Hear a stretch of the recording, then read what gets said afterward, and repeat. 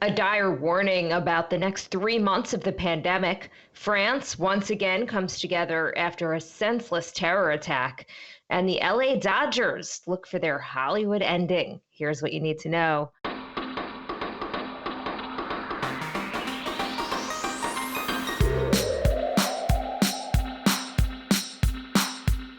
Good morning. This is Cheddar's Need2Know podcast for Monday, October 19th. I am Jill Wagner with Carlo Versano. Good morning, Carlo. Happy Monday, Jill. How was the weekend? The weekend was really nice. And how was yours? It was good. It was nice. I saw some friends, socially distanced, of course. Saw some babies. What a just unbelievable fall we're having here in the Northeast, right? I mean, it's just been perfect. In terms of the weather, I assume you mean in terms of the weather.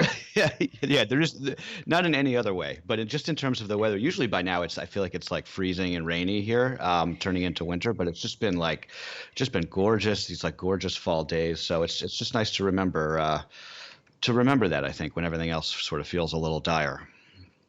Completely agree. All right, let's just get to the news here. The largest single day increase in global coronavirus cases, 400,000, and rising across Europe and the United States, which is now seeing cases climb across this country, particularly in rural communities that were previously spared, like North Dakota and South Dakota, areas in those states. Carlo, I'm not sure if you had a chance to watch Meet the Press this weekend, but it was a fascinating showcase of what's really two different narratives about what's coming as the U.S. heads into winter. So you had Health and Human Services Secretary Alex Azar painting this optimistic picture to Chuck Todd, who's the moderator, telling Americans to, quote, hang in there with us as effective treatments and vaccines are just weeks away.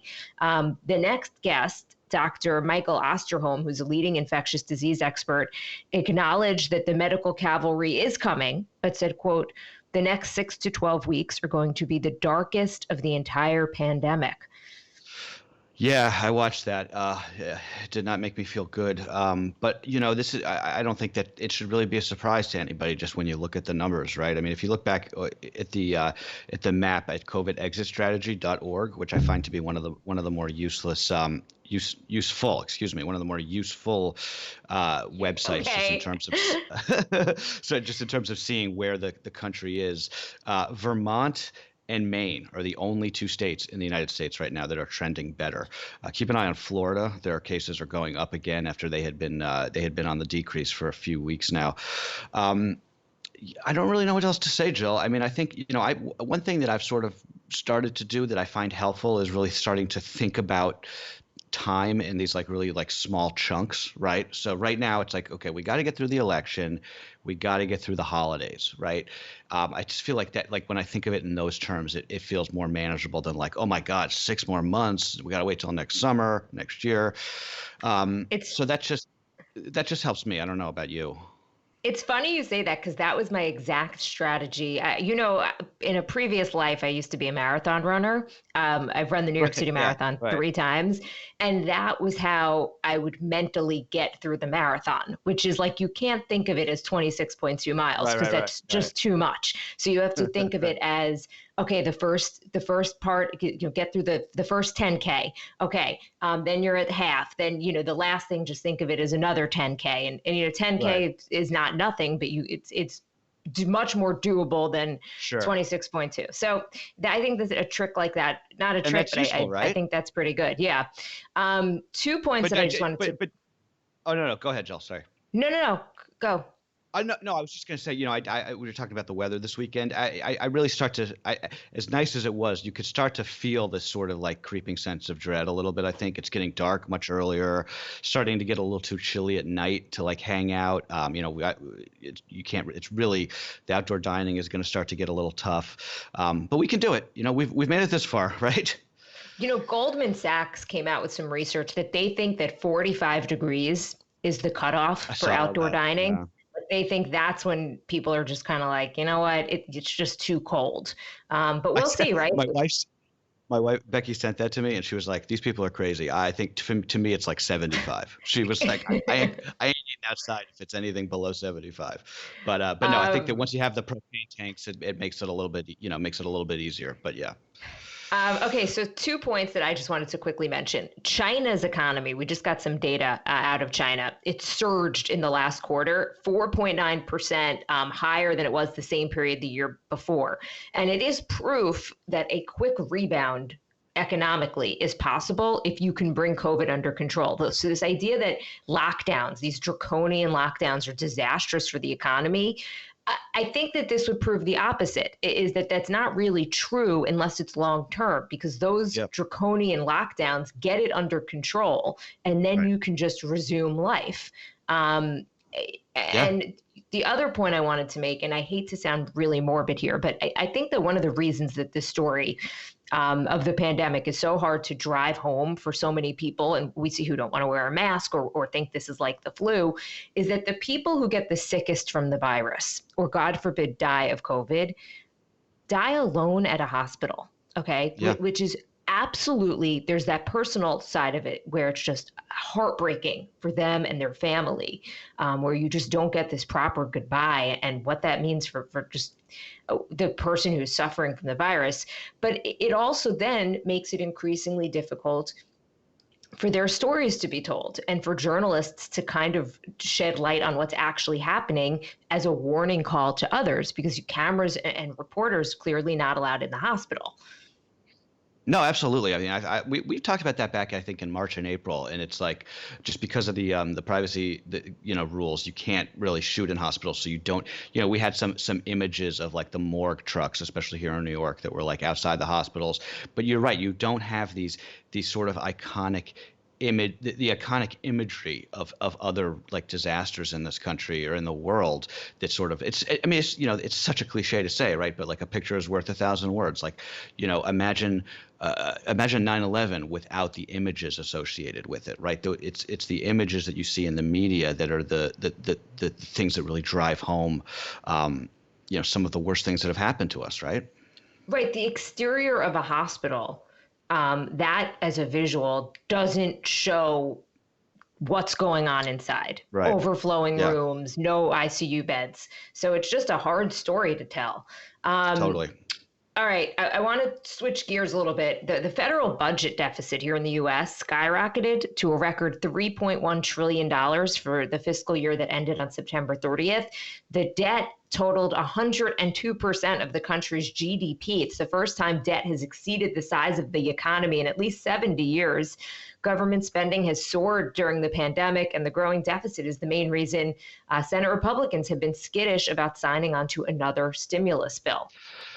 And on that note, Nancy Pelosi yesterday, the Speaker of the House, gave the White House until tomorrow to agree on sort of the broad framework of a stimulus deal if they want to try and get it done before the election. So where things stand now, Pelosi wants $2.2 trillion. The president actually went from not wanting any to now wanting more than that. The official White House position is $1.8 trillion. Mitch McConnell in the Senate says $500 billion will do just fine. So it's all over the place. It's really hard for me to imagine they're going to get anything done at this point. But something to watch. I don't really get what Nancy Pelosi is up to and why she doesn't agree to the 1.8 trillion on the table, and then make Senate Republicans vote it down. Because I don't think that they would pass it for that reason that you just laid out there, Jill, which is, deficit spending, and what I think in a Biden administration is going to become sort of like the main narrative of the opposition. With just 2 more full weeks before Election Day, President Trump and Joe Biden are setting up their closing arguments to voters. So the president is jetting from rally to rally, where he's been delivering a version of his typical stump speech that many Republicans worry is doing little to bring in independent voters that he needs to close his polling gap with Joe Biden. Meanwhile, the former vice president has been hammering a message that he is the better candidate when it comes to the economy. That's one area where the president still shows an edge.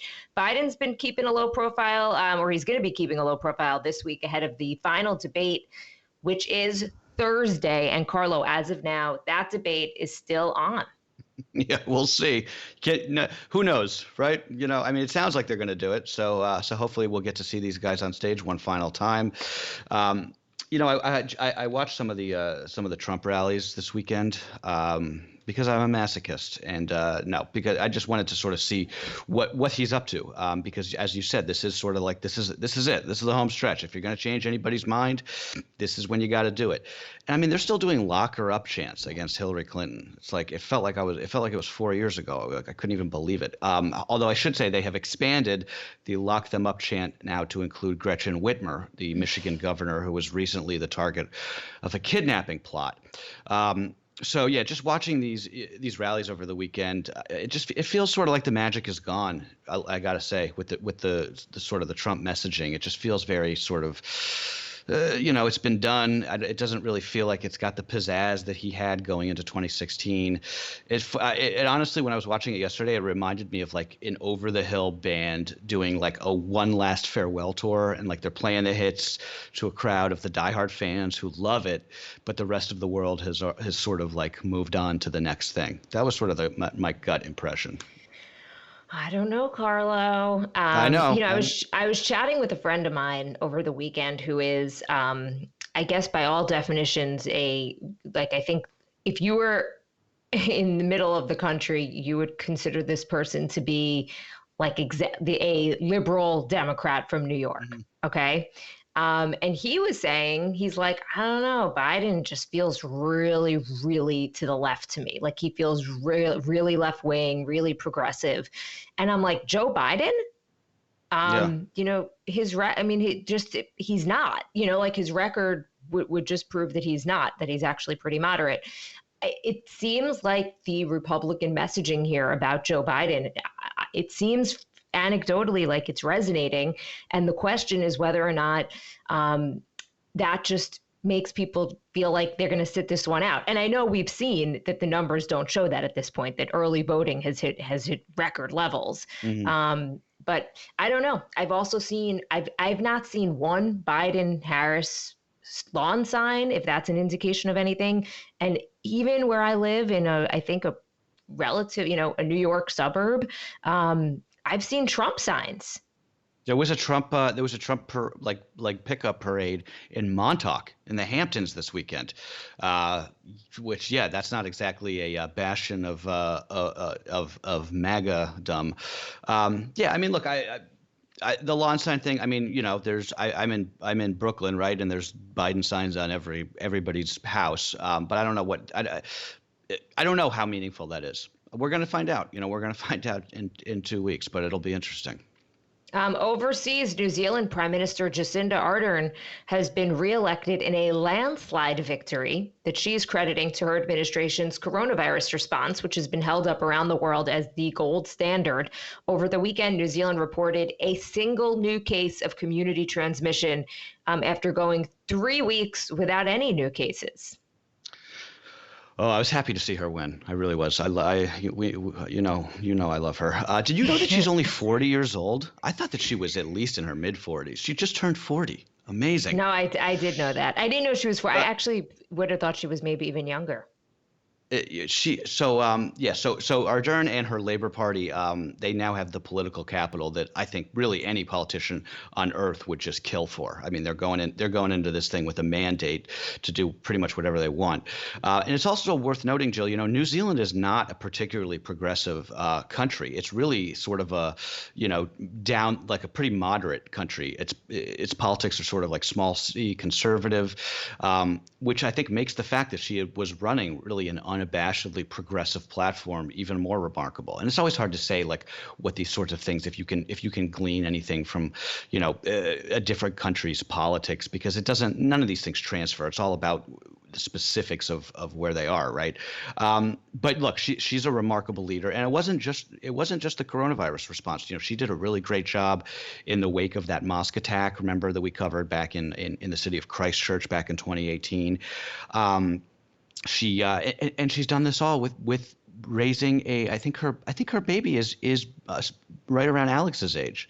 I think she's got like a 2-year-old. So it's just she's a remarkable person. She took a maternity leave while she had her baby while in office. Amazing. Good for her. I love her. All right. We also want to get on the record with this awful story out of France. People across that country took to the streets over the weekend to pay tribute to Samuel Paty. He's a history teacher who was murdered outside of Paris after he reportedly showed his students cartoons of the Prophet Muhammad as part of a lesson. French officials say that an 18-year-old Chechen refugee beheaded him on Friday near the school where he taught. The attacker was then killed by police. It's just an absolutely horrific story. Emmanuel Macron, the French president, he has called this a assassination and a quote Islamic terrorist attack. This is the second attack in the last few weeks, Jill, that appears to be related to this ongoing trial of the suspects in the Charlie Hebdo attack back in 2015. You remember the people who killed the the staffers of that newspaper who had been printing cartoons of Muhammad. There was another stabbing near that magazine's former offices just a couple weeks ago when that trial began. Again, of course, not to bring everything back to COVID, but this is, of course, happening in a country that is just being, torn apart by new cases, new lockdowns.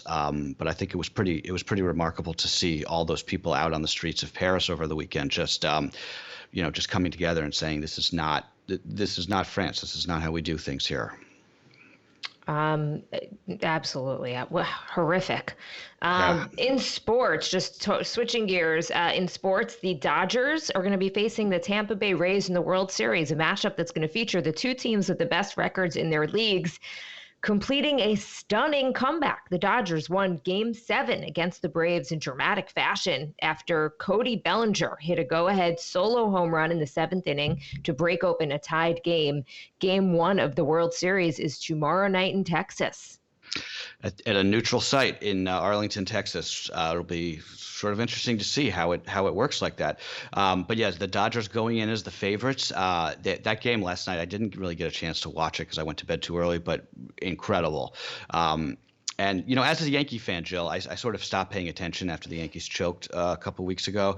But this Dodgers team is really amazing, and I think they deserve it. And I am also just, by the way, happy that there is now a team in Major League Baseball in the Houston Astros that is now more hated than the Yankees, which feels good because I feel like as long as I've lived, it's always been like the Yankees is the evil empire. But now you have the cheating Astros as sort of taken their place.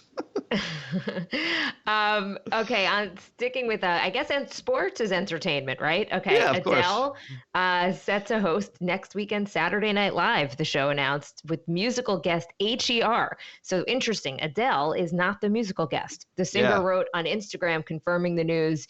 If there was ever a time for any of us to jump headfirst into the deep end with our eyes closed and hope for the best, it's 2020, right? I didn't catch. Did you see SNL this weekend? I didn't catch it. I did. Yes.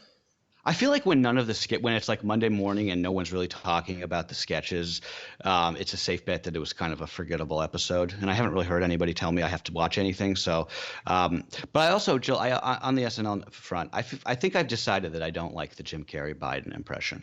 I sort of liked it in the beginning, but I'm kind of done with it. I agree with you on that. I don't know if it's maybe because my expectations were too high. Like I thought it was going to be the best thing ever. Jim Carrey playing Joe Biden. I thought the cold open was pretty funny this week. I thought it was a lot better than last week. And I thought Justin Bieber was pretty good. Oh, Biebs was on? Oh, yeah, he was the musical guest. Okay, before we go, we're going to try something new. We're going to let you guys know our predictions for the week. So any topic in the news is fair game. And then we're going to check back in on how we did at the end of the week. Oh, yes. I will go first. I love a new segment. Dude, this is where we need some music or something to type in right. here. Okay. Bennett, give us some music here. I'm going to kick it off. So the Big Ten starts its football season Saturday, and I'm extremely excited, but I predict that this is going to be a bit of a disaster. I think the league is maybe set up for failure because of the late start. The teams play 8 games in 8 weeks, so there's just no room for error. And the bar is really high when it comes to COVID. So 5 players on a team of 100 get COVID, the game is going to be postponed or canceled. Now, by comparison, Florida just had over 21 kids this past week test positive. But there's a little bit of room in that league for postponement because they have these bye weeks built in, which is a week where you're off. Right. So if a player from the Big Ten tests positive, they sit out for 21 days, which is basically a third of the season. So I guess my prediction here is that one of these games that's scheduled for this weekend, not going to happen. Yeah, that's okay. That's a good one. By the way, on college football, did you see Nick Saban this weekend, the Alabama head coach, who tested positive for coronavirus last week? He was not only at the game coaching, but he was maskless, screaming at the refs, like just pretend like it's as though nothing happened. I couldn't believe seeing that. Anyway, okay, good prediction, Jill. My prediction this week, I predict that George W. Bush is going to endorse Joe Biden. And his office has said this is not going to happen, but I think it's gonna. I think it's gonna, and I think it's gonna happen this week. So we'll see. What do you mean? His office came out and was just like, his people have his people have said he has no interest in getting involved in politics. Like he likes his retirement, where he's just like sort of painting pictures and doing his thing. And they said that he's not going to endorse. So I think so. It's a long shot, but I think he's going to do it. His paintings are pretty good. Not gonna, He is actually. He actually is quite good, but he's definitely not going to come out for Biden. But I think for Trump. But I think he will come out for Biden this week. All right, and we'll see. Okay, I like this segment. Send us your predictions, anyone who's listening, because if you get one right, we'll give you a shout out on the pod. It's got to be good though. It can't be obvious. All right, that's what you need to know for Monday, October 19th.